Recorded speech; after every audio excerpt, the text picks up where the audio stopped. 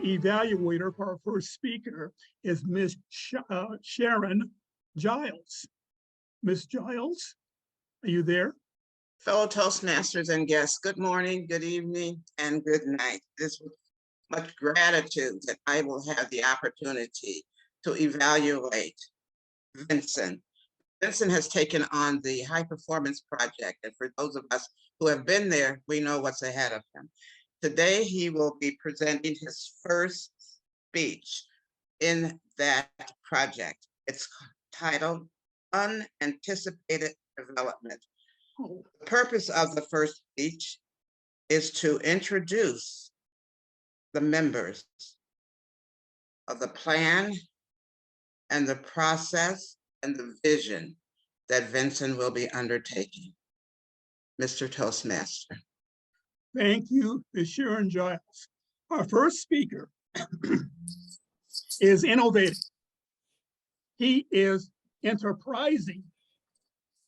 He's a citizen of the UK, but he lives in the south of Spain. He is so creative. He's helped create enterprising, money-making opportunities for his adopted city in the south of Spain, because he's on a beachfront, and also they discovered ruins that he found. He decided that the city could attract people there to see. Please welcome to the Masters of Ceremonies lectern or platform, Mr. Vincent Nerée. Thank you very much, Mr. Toastmaster of the evening or Toastmaster of the day. You will be surprised, but I will probably switch off my camera because I have a very unstable internet connection, and therefore you might want to hear my voice and still continue listening to my voice rather than being lost, but we can try. It's been a long journey in Toastmasters for me. I started almost 10 years ago, and I finished my Confident Communicator. Then I started on my Advanced Communication Skills. I did the Advanced Communicator Bronze. Then I did the Advanced Communicator Silver, and then in the end, Gold.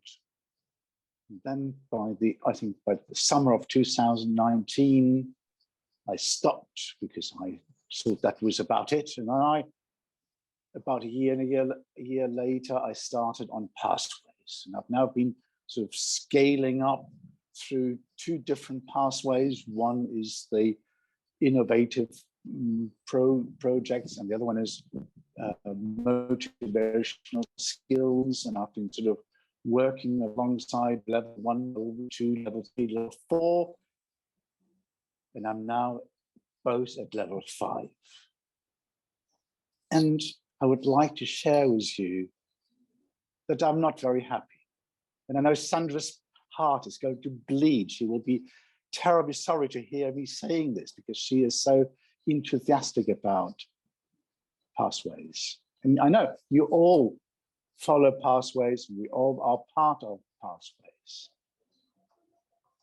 I've found that, fortunately, most of the speeches in the levels 4 and 5 are just leadership skills. It is just performance leadership.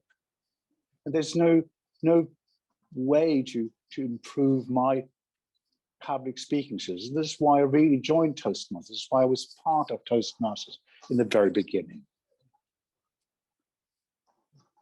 And I'd like to tell you stories. I'd like to share knowledge. But unfortunately, sometimes this is not possible in those upper levels of Pathways, because it only allows you to talk about your creating new leadership ideas and leading teams. I could have talked about my grandfather. My grandfather had leadership skills in the 1920s, so we're talking just about 100 years ago. He worked for a large circus in Latin America called Sarazani. And he was the logistic manager to take the Zarazani circus from one place to another. So that circus would travel from Rio de Janeiro to Buenos Aires, from Buenos Aires to Santiago de Chile. And can you imagine the power of taking hundreds of animals and staff by train, by railroads from one location to the other? Impossible for us today really to just consider the amount of animals, the smell, the noise of those wild animals, the logistics of customs, all very, very, very complex. Well, I could have talked to you about my father. He became, again, a logistics manager. You might recall, or you probably won't, a hurricane destroying the city of Belize, Belize City, a country between Mexico and Guatemala. It used to be called British Honduras. And that city was destroyed in the 1960s, or 75% of that was destroyed. And the government decided to build a new capital. And my father was part of this adventure to create a new city. Imagine, and we just mentioned jumbo jets, 747s. And my father organized workforce in both Guatemala and in Mexico to be flown into Belize, or to be able to work on these construction sites that would be traveling with their little baskets full of tools to be able to create a new city. These would have been the stories I would have liked to share with you. And unfortunately, Pathways doesn't really allow me to do that. And now, in a leadership project, I am going to share a story with you. And it's a very powerful story. It's a wonderful story. And because this is part of a two-part project, I will leave you today with a teaser. This is how all nice stories should be. You leave appetite for a new story. And the new story will be how public speaking can affect the community. I've been for many years teaching adolescents in high schools how to use public speaking skills. And you would be surprised what we had as a result, apart from them being better public speakers. What happens that their overall academic skills improved. Can you imagine that? Why would this happen? That would improve particularly in mathematics, chemistry, and physics. Is that something out of a story which is invented? No. So you will be part of my next story sometime in January, when my second part continues. Think about it. Maybe you come up with an idea of why their overall academic skills improved. Thank you. I'm going at this time as a pilot. We're in beautiful weather. I'm going to turn control over to my co-pilot, Mr. Scott Oliver. Hello, Scott everyone, Oliver. again. It's my role now to start to introduce all of the evaluators one at a time so we can figure out how we can all get better. First up is Sharon to evaluate Vincent's speech. Thank you, Mr. General Evaluator. Fellow Toastmasters and guests, I want to applaud Vincent for speaking the truth.